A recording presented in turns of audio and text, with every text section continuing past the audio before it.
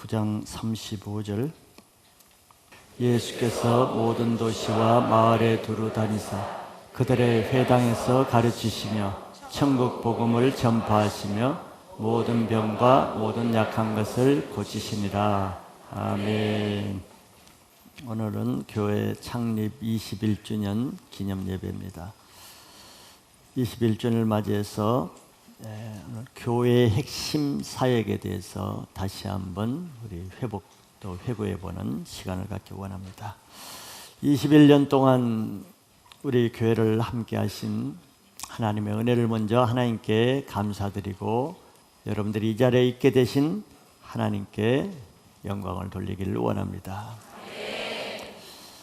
지난 21년 동안 우리 교회가 처음 시작할 때부터 교회 표대로 세운 말씀이 오늘 마태복음 9장 35절 말씀인 것을 여러분들이 잘 아실 것입니다.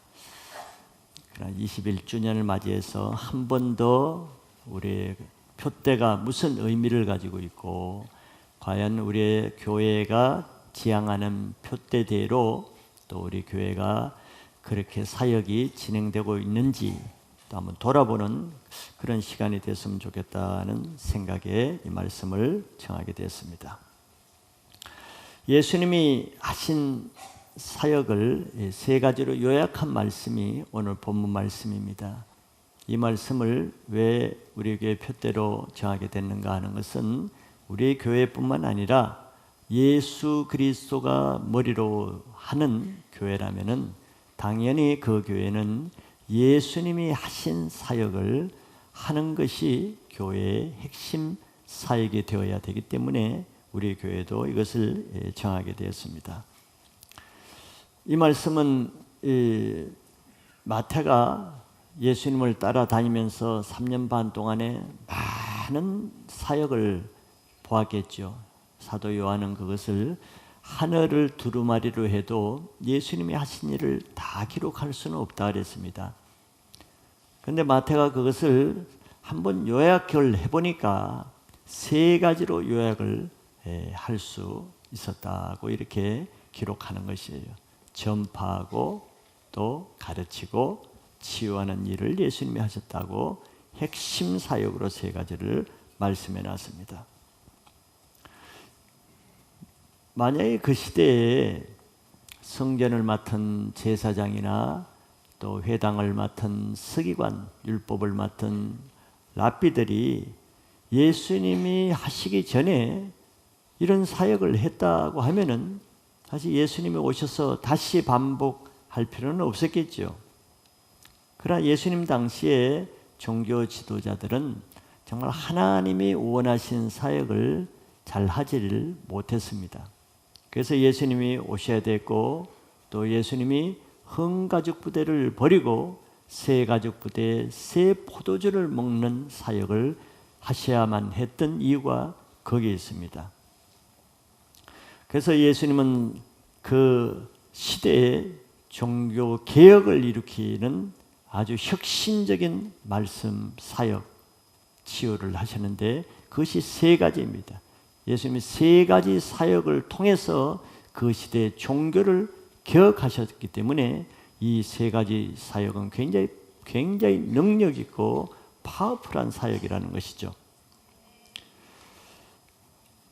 그럼 이 시대에 왜 이 말씀이 필요한가 하면은 이 시대도 예수님 시대와 비슷하게 교회가 영적인 생명을 잃은 채 종교화되어 가고 있는 그런 시대라고 할 수 있습니다. 교회가 이 시대학을 이기지 못하고 전통과 그냥 교리에 매여서 지탱되는 경우가 너무 많은 것이죠. 교회가 종교적인 전통과 죽은 교리에 매여 있기 때문에 교회가 영적으로 정체되는 이유가 거기 있다고 할 수 있습니다. 사실 교회는 오순절 성령의 강림으로 세워진 것이 교회입니다. 성령이 오시기 전까지는 교회가 세워지지 않았지요. 그런데 교회가 성령으로 세워진 이 교회가 오늘날 성령으로 인도되어지지는 않고 사람이 만든 전통과 교리를 주장하게 되면은 영적인 생명을 잃을 수밖에 없는 것입니다.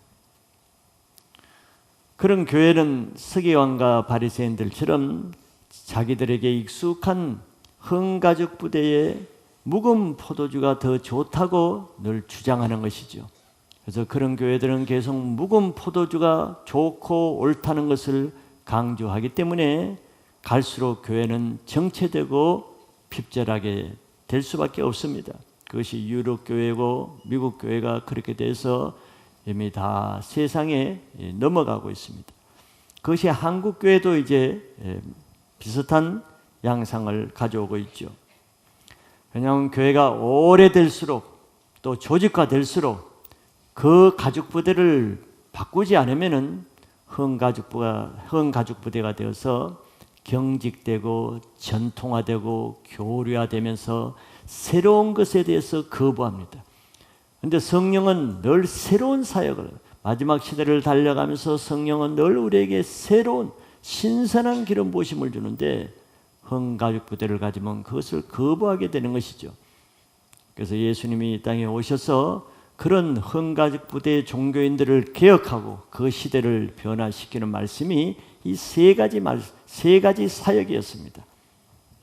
그렇기 때문에 하나님의 교회가 오늘날도 교회로서의 정체성을 다시 회복해서 예수님이 하신 본질적인 교회의 기능을 회복하기 위해서는 예수님이 하신 세 가지 사역이 회복이 되면 그렇게 될 수 있다고 말할 수가 있습니다. 그래서 우리 교회는 예수님이 하신 세 가지 이 사역을 더 활성화해서 종교화되어가는 이 시대의 교회를 개혁하고 또 모든 성도들을 형식화되고 종교화되고 있는 그리스도인들을 새 포도주를 먹는 성도들로 회복하는 교회가 되기를 원합니다. 그런 면에서 오늘 말씀이 중요하다고 할 수 있는 거죠. 아는 지식이 아니라 이 말씀을 시행하는 교회 또 성도들이 되기를 축복합니다. 세 가지를 보시면은 순서를 조금 바꿔서 성경 기록한 대로 우리는 먼저 전파하는 사역을 먼저 봅니다. 전파하는 사역. 예수님은 모든 도시와 마을에 두루 다니면서 하나님 나라의 복음을 전파하셨다고 했습니다. 이 전파하는 것의 궁극적인 목적은 영혼 구원에 있습니다. 이것이 중요합니다. 영혼 구원에 있어요. 그래서 예수님은 영혼을 구원하기 위해서는 전파하는 대상, 지역, 신분, 연령, 성별, 나이를 구분하지 않습니다. 즉 전파는 복음 전파는 어떤 시대와 관계없이 남녀노소, 장소 또 직업 구분 없이 차별 없이 복음이 전해져야 되는 것입니다. 그래서 사람이 듣든지 안 듣든지 상관없이 하나님 나라의 복음은 전해져야 될 필수적인 사명입니다. 즉 교회는 그 복음을 이 시대가 안 듣는다고 해서 거부한다고 해서 무시한다고 해서 이 시대에 맞지 않는다고 해서 그러니 안전한다 그럴 수 없다는 겁니다. 듣든지 안 듣든지 거부하든지 배척하든지 이 시대에 맞든지 안 맞든지 이 시대의 문화와 사상에 전혀 맞지 않아도 복음은 천지가 없어질 때까지는 이 복음이 변하지 않는 진리이기 때문에 전해져야 된다는 거예요. 요즘 이 시대는 시대가 하도 악화해 가니까 성경은 이 시대에 맞지 않는다. 성경은 다시 기록돼야 된다. 성경도 개정판을 내야 된다. 이런 사단의 소리가 많지만 그거는 세상이 하는 소리고 성경은 천지가 없어지기 전까지는 계속 유효하게 이 시대에 적용돼야 될 진리의 말씀인 것을 믿으셔야 됩니다. 그래서 복음을 받아들이고 안 받아들이는 것은 전하는 자의 책임이 아닙니다. 받아들이고 안 받아들이는 책임은 듣는 사람에게 있는 것이.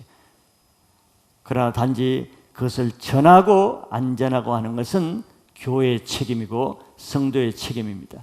그래서 교회는 일단 복음을 전파하는 사명을 감당하는 것이 교회의 본질의 첫째입니다. 이것이 교회가 해야 될 큰 사명이기 때문에 교회가 복음을 전하지 않고 교회의 영혼이 구원되는 일이 없고 1년 내내 가도 영혼 한 번 예수 믿고 구원되는 일도 없고 회개하는 역사도 없고 변화되는 역사도 없고 그러면서 숫자는 자꾸 늘어간다? 그건 교회라고 할 수 없겠죠. 그것은 단지 사회운동을 하는 종교단체일 것입니다. 교회의 영혼 구원하는 일이 없는데 그걸 교회라고 할 수는 없는 거예요.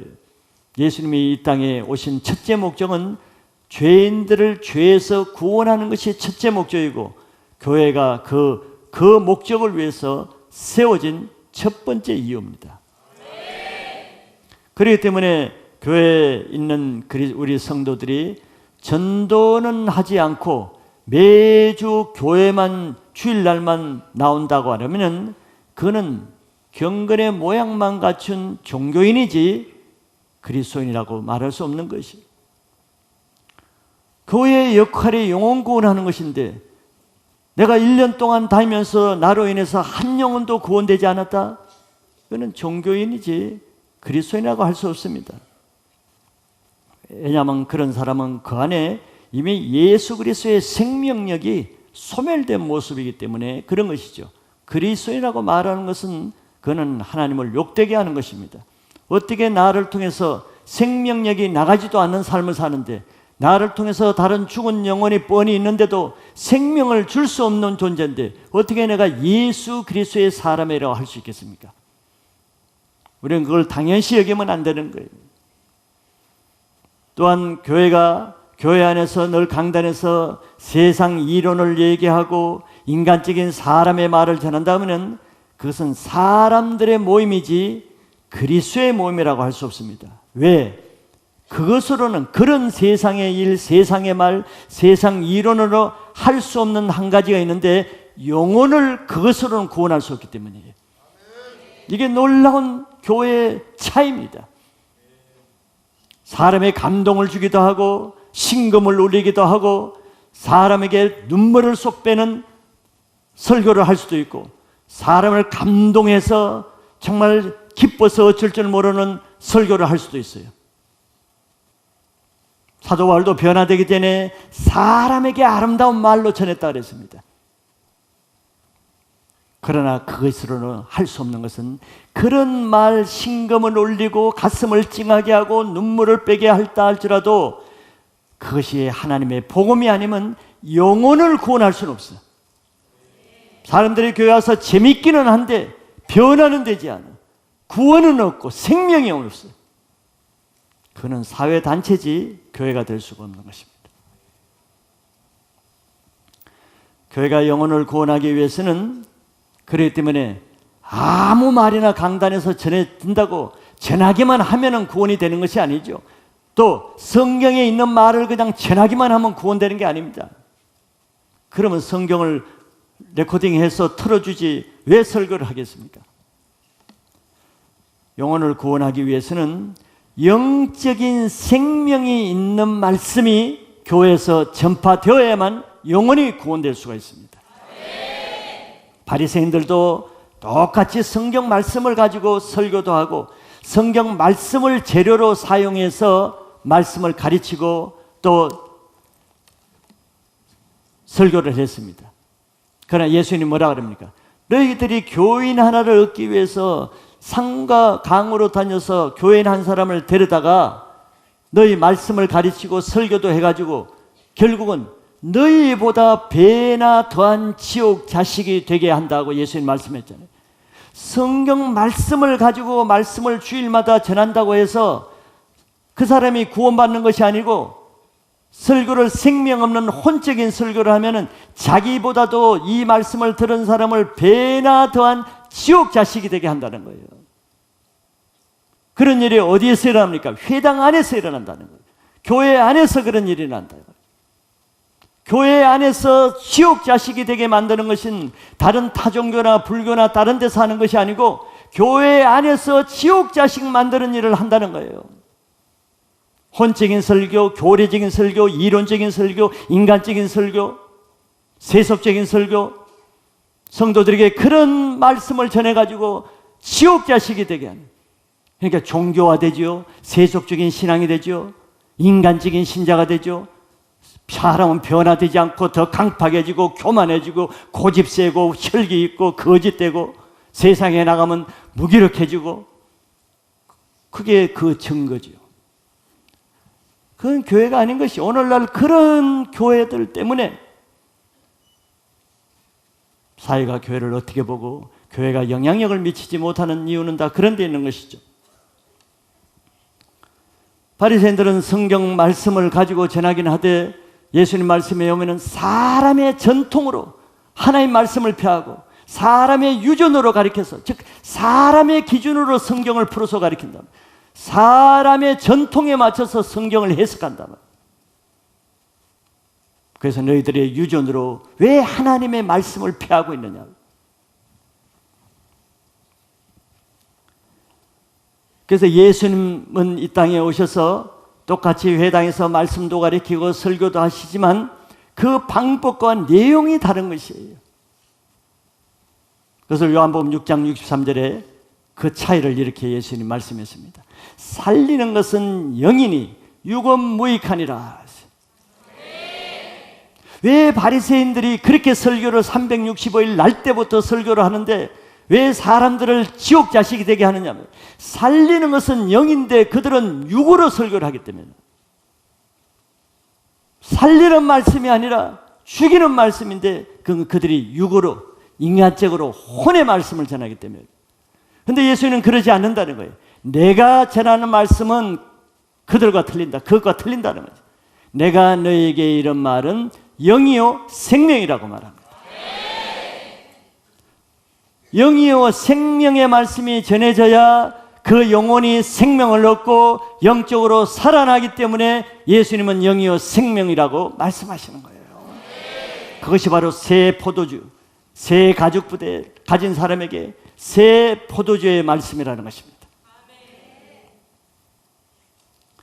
그래서 예수님의 설교를 들은 사람, 바리새인들의 설교를 들은 사람은 다 지옥 자식이 되게 하는데, 또 그 말씀을 듣고 아무도 변화되지 않는데, 예수님의 설교를 들은 사람은 세리 같은 악한 죄인도 변화돼서 구원을 받고, 창기 같은 죄만 짓던 사람도 인생이 달라지고, 7 귀신이 들린 귀신 들린 이 여인도 변화돼서 예수님의 제자가 되고. 왜? 영이요 생명인 말씀에는 능력이 있기 때문이죠. 이게 교회인 것입니다. 교회는 어떤 전통에 매여서 전통을 잘 지키고 예배 프로그램을 철저하게 잘 지키고 조직을 잘 운영하고 전통이나 교리를 가리키고, 그것이 교회가 아닌 것입니다. 교회의 생명은 전파되어야 되는데 전파되는 그 내용은 영이요 생명인 말씀이 전파되는 교회가 예수 그리스도의 교회라고 알 수 있습니다. 그 증거는 그 말씀을 통해서 구원받는, 영혼이 구원받는 역사가 일어나는 것이 첫째 증거입니다. 아무리 숫자가 많고 좋은 말씀이 전해진다 할지라도 그것이 하나님 앞에 합당한 말씀이고 합당한 교회라 그러면 증거가 있어야 되는데, 표적이 있어야 되는데, 그 말씀을 듣고 그 교회를 통해서 죄인이 구원받는 표적이 있어야 되는 거예요. 그래서 우리들의 팀셀 모임이 중요한 것이 아니고 우리들의 팀 안에, 나의 셀 안에, 내가 1:1 하는 영혼 안에 생명이 구원받는 역사가 있는 팀셀이 되시길 바라요. 그것이 교회입니다. 그렇게 되려면 내 한 영혼이 그냥 교회만 다니고 교회 출석하고 프로그램에 참석하는 것이 아니고 나를 통해서 또 한 영혼이 전도되어서 내 말을 듣고 생명이 구원되는 생명력이 내게서 나타나야 되는 것이죠.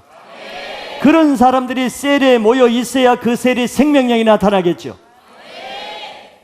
아무에게도 그런 능력이 안 나타나고 아무에게도 그런 복음의 생명력이 안 나타나는 사람끼리 모여있는 그 셀과 팀이 어떤 모임이겠어요? 우리는 21주년을 맞이해서 이런 교회의 핵심 첫 번째, 전파되고 그래서 생명을 얻는 이 사역이 계속해서 활성화되어 나타나는 교회가 되기를 선포합니다. 두 번째는 가르치는 사역입니다. 예수님은 가르쳤다 그랬죠.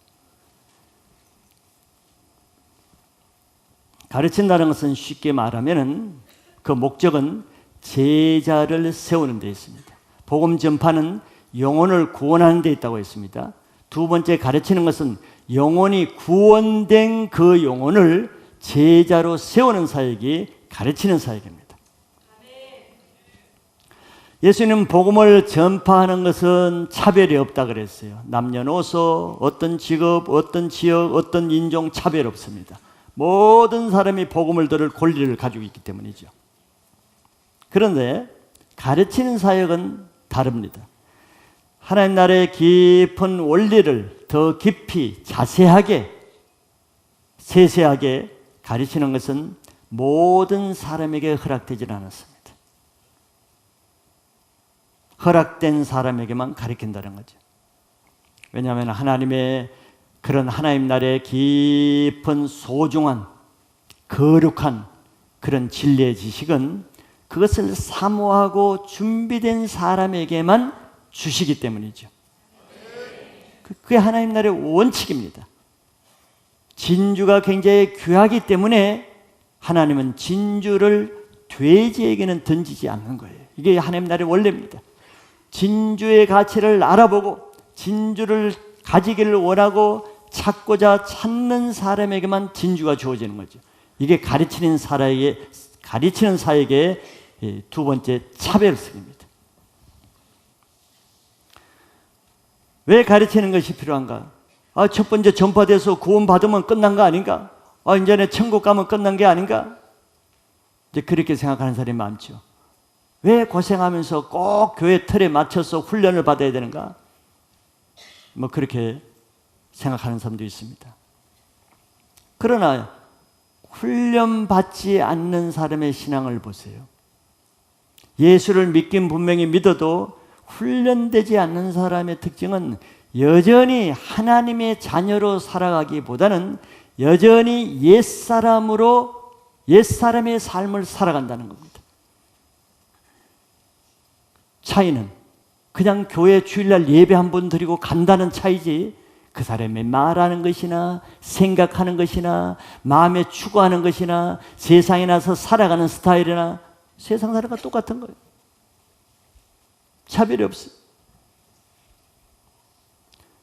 그래서 제자 훈련은 과거에 우리는 다 공중권세 잡은 자라고 하는 마귀의 자녀였습니다. 마귀의 자녀는 마귀의 자녀의 삶의 스타일을 가지고 있죠. 말하는 것이나 행동하는 것이나 살아가는 목적이 그렇습니다. 제자는 이런 나의 과거의 옛사람의 삶에서 이제는 하나님의 자녀가 되었으니까 하나님의 자녀된 새사람으로 살아가는 새사람의 훈련인 것입니다. 새사람. 어린아이가 태어났으면은 사람이 되기 위해서 밥 먹는 거, 걸음마 하는 거, 걸어 다니는 거 이렇게 하듯이 우리가 하나님의 자녀로 태어났다고 해서 금방 성숙해지지 않아요. 이제 어린아이와 같습니다. 어린아이들. 이제 배워나가야 되는 거예요. 지금까지 살아온 것은 하나님의 자녀로서의 삶이 아니었잖아요. 하나님 나라에서 삶이 아니었어. 그런 세상 어둠에 사단에게 속한 삶이었기 때문에 그 삶을 계속 살면 안 되는 것이죠. 그래서 제자 훈련은 장차 우리가 하나님 나라에 들어가서 살아야 되는데 이 땅에서 하나님 나라에서 들어가 살 수 있는 하나님의 성품을 이루어가는 인격 훈련의 과정입니다. 그 무슨 일을 많이 하고 사역을 많이 하고 이런 훈련이 아니에요.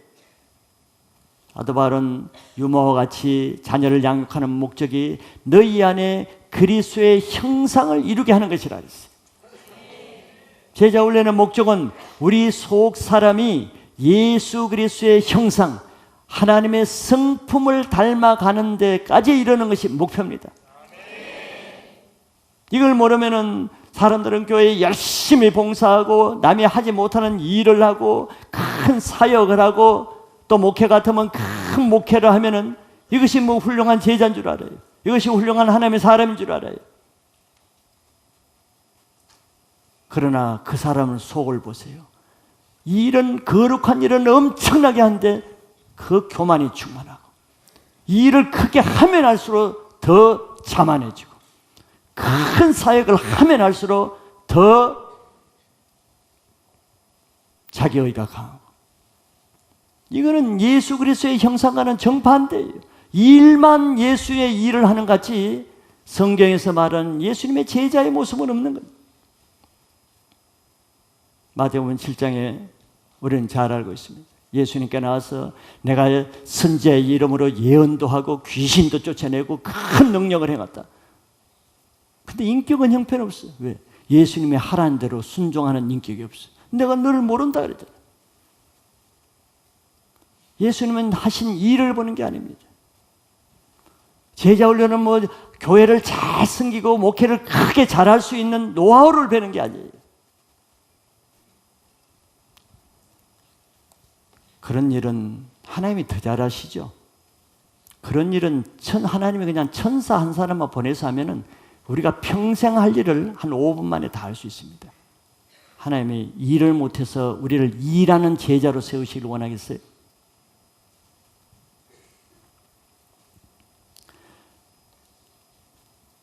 그러려면 예수님이 일 잘하는 사람을 먼저 제자로 세우지 않겠어요? 근데 예수님은 준비된 사람을 제자로 세우시죠. 세상은 일 잘하는 사람을 사원도 뽑고 학교도 뽑고 선택합니다. 사람을 선발할 때 그래서 명문 가문에서 명문 대학을 나와서 좋은 재능과 놀라운 스펙을 가진 이런 사람을 왜 선발합니까? 일을 잘할 수 있기 때문에, 능력 있는 일을 시킬 수 있기 때문에 그런 사람을 선발하겠죠. 그래서 사람들은 뭐 강남권의 애들을 학군 좋은 데를 보내기도 하고 명문대학에 보내려고 하는 이유가 다 어디 있습니까? 사람에게 잘 보이기 위해서. 그래서 사람에게 잘 선택해서 출세하기 위해서. 그런 사고방식이 교회 안에서도 그대로 가지고 들어오죠. 하나님도 그러실 거라는 생각 때문에. 그냥 신앙을 거꾸로 하게 되는 거예요. 그냥 신앙을 잘하면 잘할수록 자기의 의와 교만이 드러나요. 신앙을 거꾸로 하는 것이, 그것이 바리새인들이 한 거예요. 그런데 예수님은 그 당시 명문 도시인 예루살렘, 그 당시 명문 가문의 제사장들, 명문 학통을 받은 율법 학교를 나온 서기관 바리새인들, 그들 중에는 예수님이 아무도 제자로 선발하지 않았습니다. 왜냐하면 그들은 인격이 안 돼 있어요. 세상 영광을 구하고 하나님의 영광을 구하지 않는, 남을 무시하고 판단하고 자기는 의롭다고 하는, 예수님이 다 말씀하셨죠. 인격이 되질 않아. 아는 것은 많아. 그거는 인정해. 일도 잘해. 그거는 인정해. 그러나 인격이 되질 않았어. 그래서 그런 사람들에게는 하나님이 할 일은 하나밖에 없어요. 진주를 던지지 않는다는 거예요. 하나님 나라의 비밀을 주시지 않는다는 겁니다. 마태복음 11장 25절 26절에 그런 말씀이 있어요. 그때 예수께서 대답하여 이르시되 천지의 주제이신 아버지여, 이것을 지혜롭고 슬기 있는 자들에게는 숨기시고 어린 아이들에게는 나타내심을 감사하나이다. 이게 하나님의 기준입니다. 지혜롭고 슬기 있는 자들, 많이 가지고 많이 알고 큰 일을 하고 능력 있고 재주 있고 이런 사람들이겠죠. 스스로 그렇게 여기는 사람들. 나는 일에 2번씩이나 금식하고 주일도 잘 지키고 11조도 내고, 바리새인들은 이런 자랑하는 기도를 많이 했습니다. 그러면 하나님이 그런 사람들에게 많은 것을 줘야 되는데 그런 사람에게는 숨기시고, 그런 아무 스펙이나 능력도 없는 어린 아이들과 같은 사람에게는 나타내심을 감사하나이다. 26절에 보면은 옳소이다. 이렇게 된 것이 아버지의 뜻이니다. 하나님은 스스로 내가 지혜롭고 슬기 있고 무엇도 할 수 있고 무엇도 하고 무엇도 잘할 수 있고 내가 잘해왔고 이런 사람에게 할 수 있는 일은 하나님의 진리를 감추는 일밖에 할 수가 없어요. 왜? 하나님의 속성이 하나님은 교만한 자를 물리치시고 겸손한 자를 가까이 하실 수밖에 없는 속성이기 때문에 그래요. 그렇기 때문에 우리가 교회를 비롯 수십 년 다니고 신앙을 공부하고 많은 것을 안다 해도 스스로 내가 안다고 여기는 사람에게는 이미 하나님이 그에게 많은 것을 감추셨다는 것도 알아야 됩니다. 근데 본인들은 그걸 모르죠. 그래서 그들이 영적으로 무지한 것입니다. 바리새인들이 아는 게 얼마나 많아요.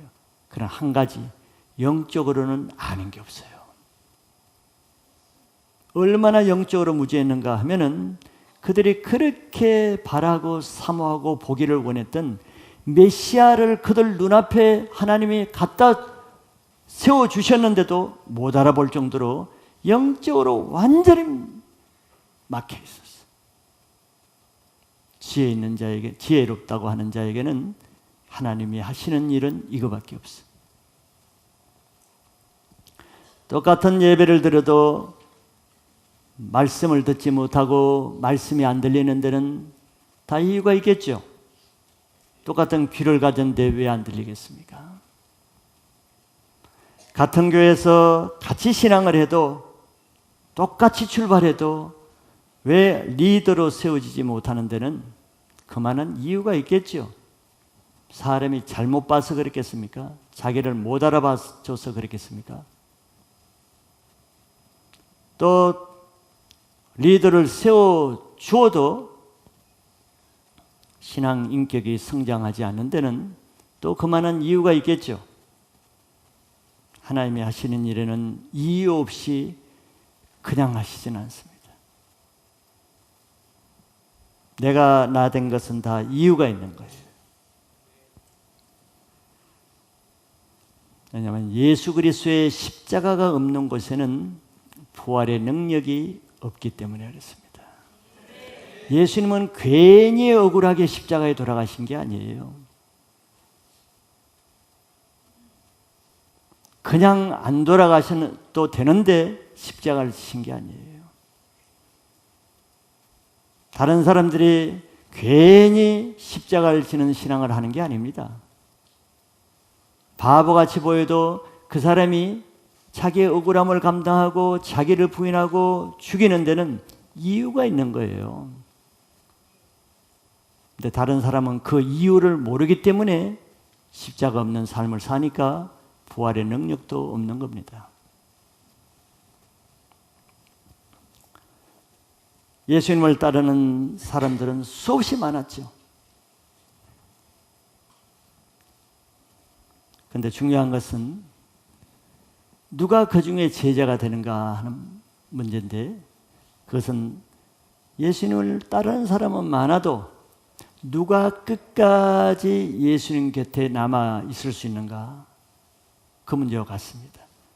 즉 제자가 되지 않으면 따를 수는 있고 섬길 수는 있어도 문제는 끝까지 남지는 못한다는 것이죠.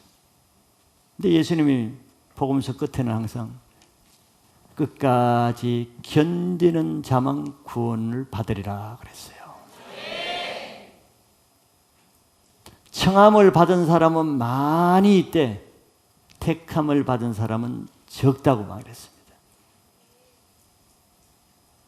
신앙의 핵심을 우리가 잘 알아야지. 핵심을 놓치면 다 놓치는 거예요.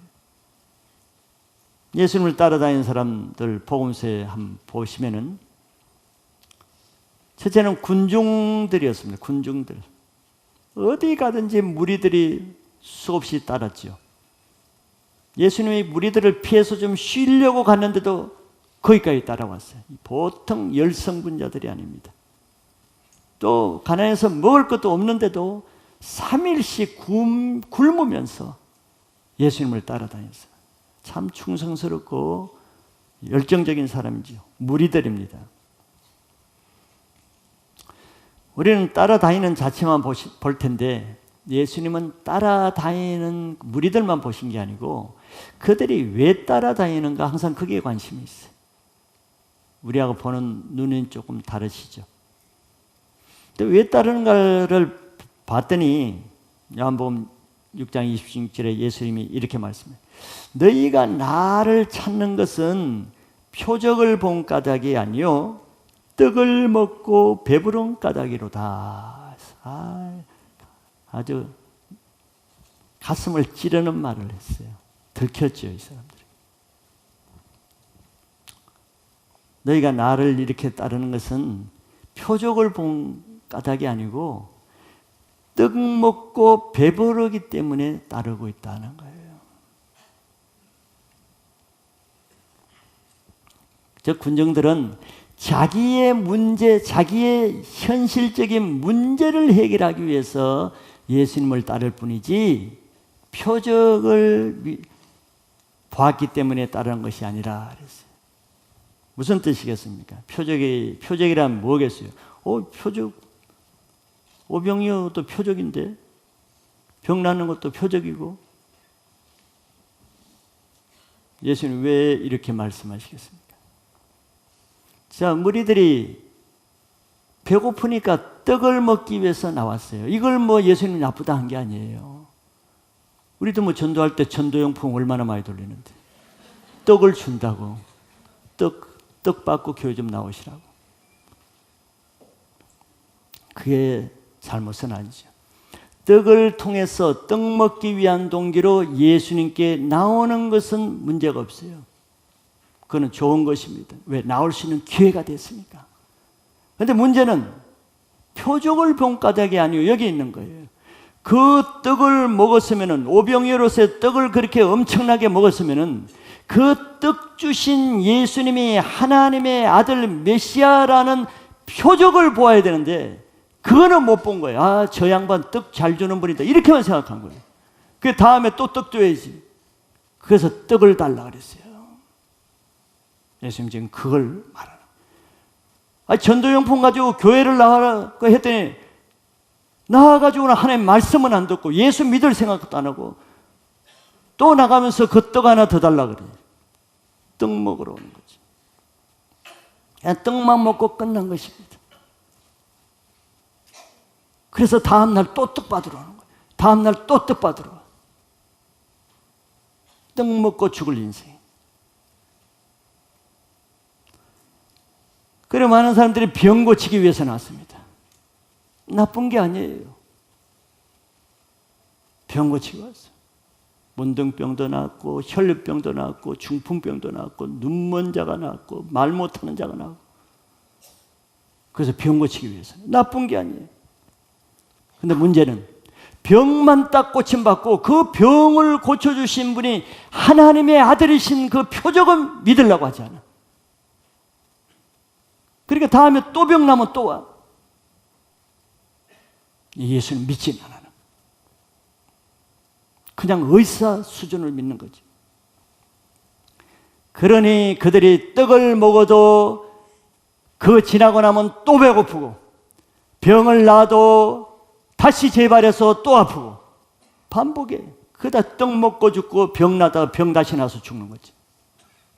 표적을 볼 줄 모르는 거예요.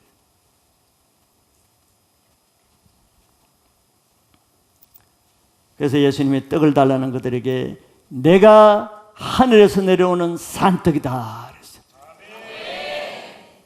여러분들은 아멘 하지만 그 말을 들은 무리들은 다 실망하고 떠났다 그랬어요. 요한복음 6장에.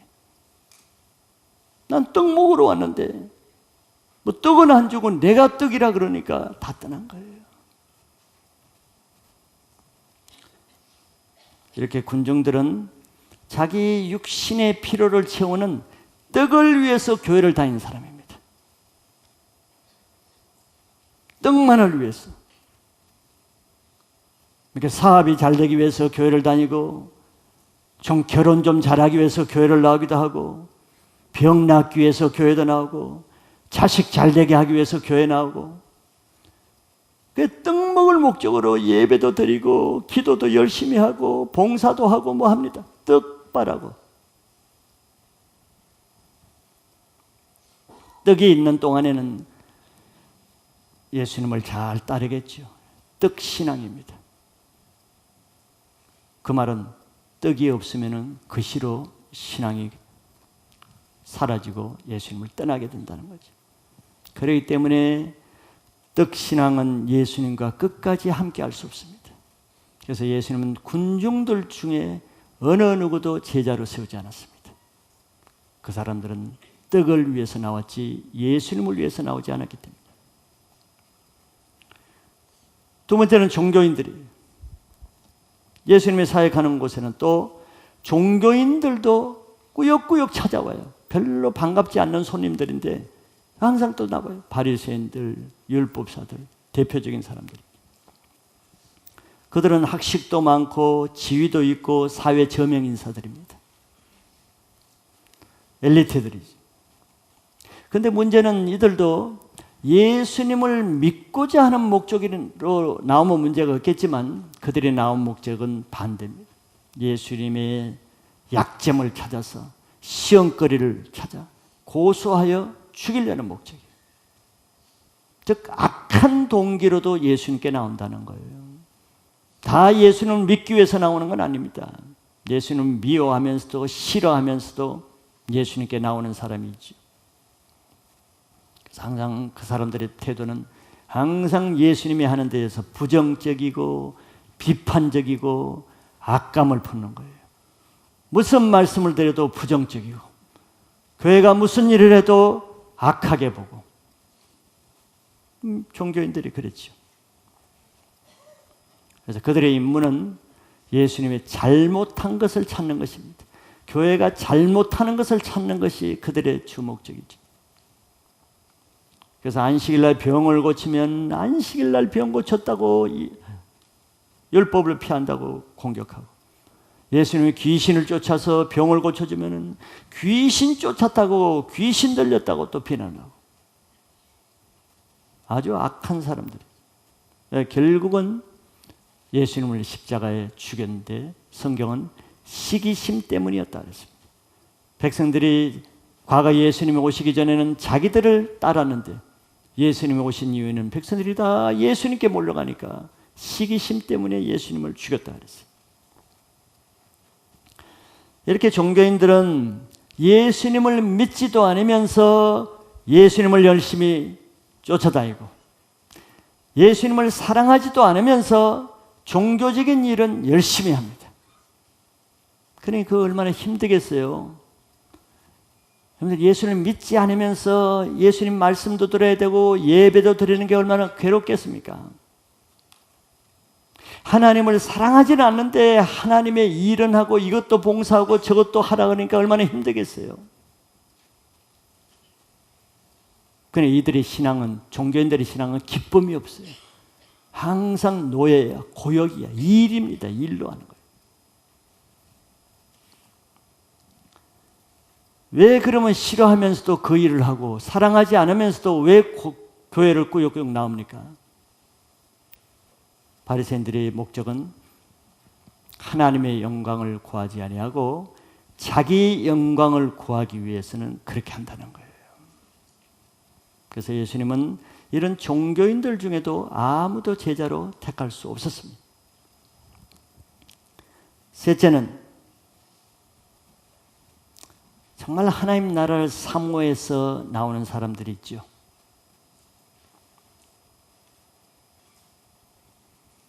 예수님이 설교하시면은 상류층의 바리새인 종교인들 있지만 바리새인들 근처에도 가기가 힘들고 바리새인들 가까이 말씀을 듣기도 힘든 이런 천대받는 백성들, 세리들, 창기들, 귀신 들린 자들, 죄인들, 병자들, 이런 사람들이 많이 나왔죠. 또 예수님은 화려한 종교적인 명문 도시인 예루살렘에서 많이 사역하기보다는 주로 예루살렘 사람들이 무시하고 또 천대시하는 시골 지방, 특별히 갈릴리 지역을 많이 두루다니면서 복음 사역을 했습니다. 그때 당시 갈릴리는 아주 촌 중에서도 종교인들이 가장 멸시하고 무시하는 촌입니다. 그런데 예수님은 의외로 자기 제자를 택하는데 아무 스펙도 없고 뭐 명문 가문도 아니고 명문 학교 출신도 아닌 갈릴리 시골의 허접한 어부 출신들을 제자로 가장 많이 세웠죠. 그리고 그 당시 인간 대접도 받지 못하는 세상에 세리를 자기 제자로 세우는 스승은 아무도 없을 거예요. 그거는 그 사람 자체의 명예에 관계되는 문제입니다. 세리를 내 제자로 택한다. 그 선생은 정말 그 세리와 같이 비난받을 선생이죠. 어디에 제자 삼을 사람이 없어. 세리를 제자로 삼아.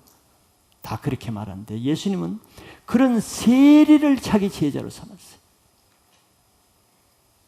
이게 흥가죽 부대의 사고방식으로는 도저히 이해가 안 되죠. 묵은 포도주를 먹는 사람은 상상할 수 없는 일입니다. 뭐 어디 천하에 못된 저 세리 같은 자를 제자로 삼느냐. 그런데 그들은 다 주님이 부르실 때 어부들은 배와 그물과 삭군과 아비를 버리고 즉시 따르고, 세리도 자기 먹고 사는 생존의 수단인 세리 하다간요 딴 직업 가질 수도 없어요. 먹고 살기가 힘들어요. 근데 유일한 그 세리 직업인데 예수님 부를 때 그 직업을 버리고 즉시로 예수님을 따랐다 그랬어요. 그들은 이 땅에 소망이 별로 없는 사람이에요. 이 땅에 잘 먹고 잘 살 소망이 별로 없는 사람이에요. 오직 하나님 나라의 소망만을 바랄 수밖에 없는 신분의 사람들이었습니다. 그러니 그들이 예수님 부를 때 어떤 마음이었겠어요? 그들은 다 주님의 부르심이 부담이 아니라 다 은혜로 여겼습니다. 이거는 은혜로 여긴 거예요. 왜냐하면 자기 자신이 예수님을 따르는데 턱없이 자격 없는 부족한 자라는 것을 자기 자신들이 알고 자기 자신들이 인정하는 사람들이에요. 어부들, 세리들이 뭐 예수님이 따를 자격이 있다고 생각하겠어요?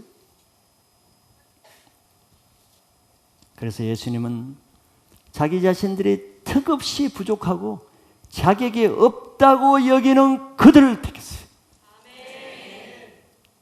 놀라운 새 포도주의 생각입니다.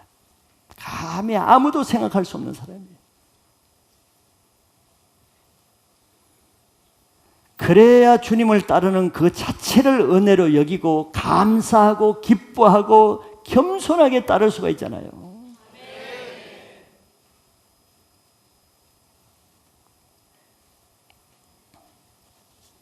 교회가 이런 주님의 기준으로 따르지 않으면은 자성자박이 돼서 그것이 교회의 올무가 될 때가 많습니다.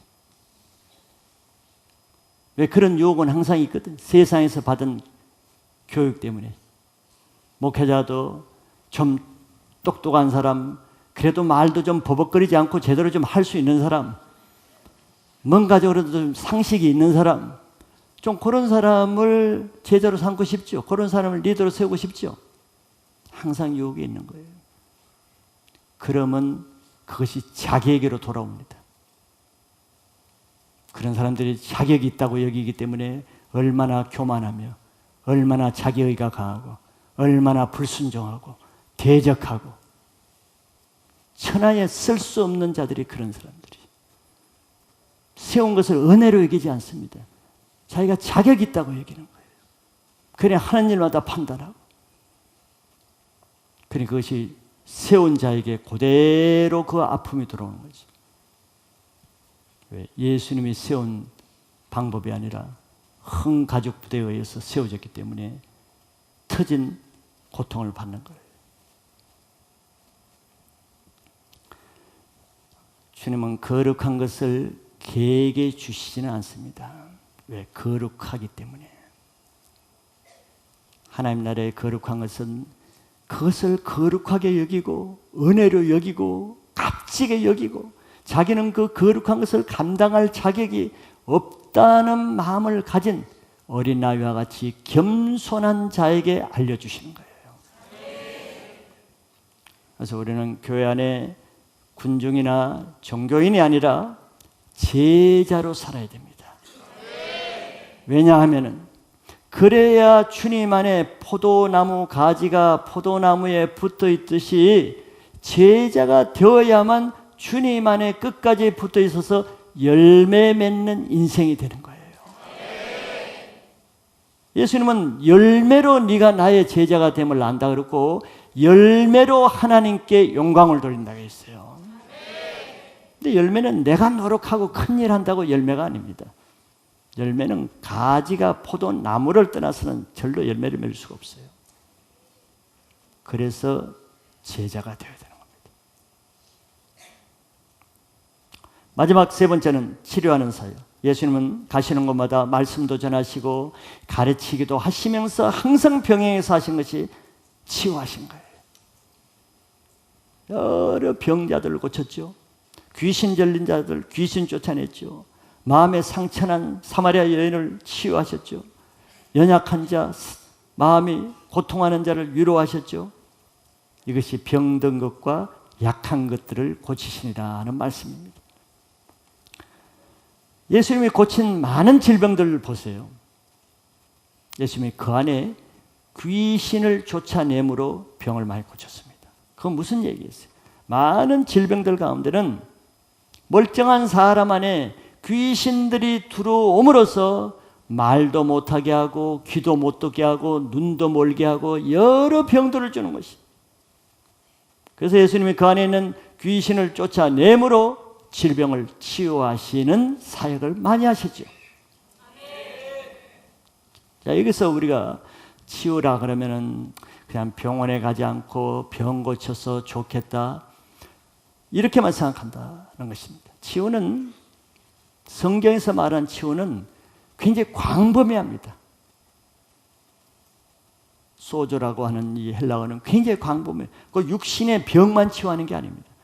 영혼의 구원도 치우고 상처 치유도 치우고 영적인 치유도 치우고 모든 치유가 다 포함되는 거예요. 이것은 무슨 말이냐면은 치유는 단지 병 낫는 차원의 물리적인 차원의 일이 아니라는 것입니다. 이거는 치유가 일어난다는, 내 안에 치유가 일어난다는 자체는 하나님 나라의 권세가 우리 안에 임하는 영적 차원의 엄청난 사건이라는 거예요. 이것이 치유의 본질입니다. 예수님이 귀신에 들어서 눈 멀고 말 못하는 사람을 고쳐줬어요. 그러면 눈 떠서 좋겠네, 이제 말해서 좋네, 이런 차원이 아니라, 물론 그것도 큰 일이죠. 그러나 예수님의 치유는 그런 차원이 아니에요. 마태복음 12장 28절에 눈 멀고 말 못한 사람을 귀신을 쫓아내므로써 고쳤어요. 고치고 나서 예수님이 이런 말씀을 하셨어요. 그러나 내가 하나님의 성령을 힘입어 귀신을 쫓아내는 것이면 하나님의 나라가 이미 너희에게 임하였느니라. 이게 치유의 핵심입니다. 그렇다면 치유의 핵심은 하나님 나라의 핵심과 연관되어 있는 거예요.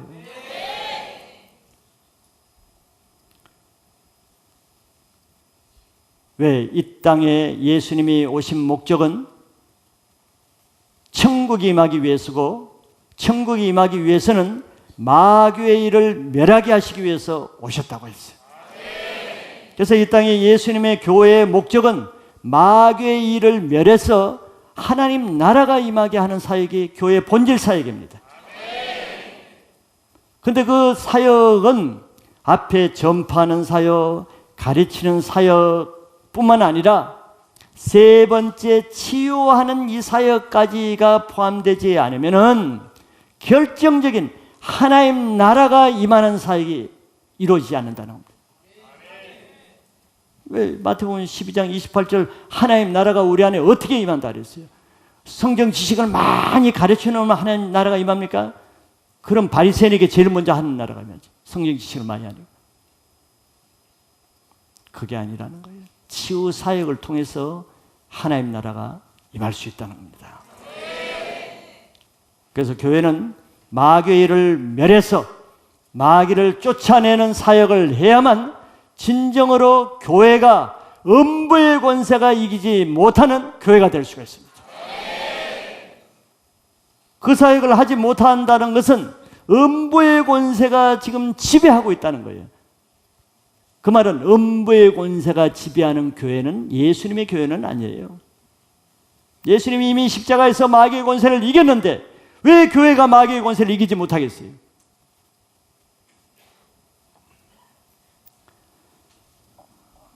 우리는 이런 마귀의 일을 멸하는 권세가 있어야 교회가 세상의 빛과 소금의 세상의 어둠의 세력을 이길 수 있게 될 뿐더러 개인도 가정과 직장과 삶 가운데서 이 마귀의 세력을 이기고 돌파하는 삶이 이루어질 수가 있는 거예요.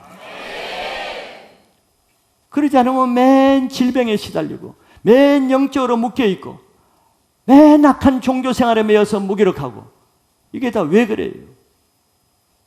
영적으로 내가 이런 마귀의 세력을 이길 수 없으니까 눌리는 것이죠. 내 안에 하나님 나라가 임해야 되는 것입니다. 그래야 내 안에 성령의 9가지 열매뿐만 아니라 항상 하나님의 형상이 내 안에서 나타나겠죠. 그런데 내 안에 어둠의 세력이 묶여 있으면 어둠의 형상이 나타날 거 아니에요. 짜증나고 얼굴이 어둡고 찡그리고 혈기내고 교만하고 완악하고 이런 형상이 나타날 거 아니에요. 사람에게서. 모몬 교회에서도 그런 사람이 있지 않아요. 왜? 내 안에 하나님 나라가 임하지 않아서 성경 말씀도 많이 듣고 알고는 있어. 복음도 들어서 알고 있어. 그러나 하나님 나라는 임하지 않아서. 왜? 내 안에 아직 온전한 치유가 일어나지 않는 거예요. 결론적으로 세상의 모든 교회는 이 예수님의 세 가지 사역을 온전히 감당할 때 예수 그리스도의 온전한 교회가 될 수 있습니다. 그렇기 때문에 우리 교회는 이 세 가지 사역을 온전히 이루어서 교회 안에, 성도들 안에 하나님 나라가 임하게 하는 것을 표대로 삼고 있다는 거예요.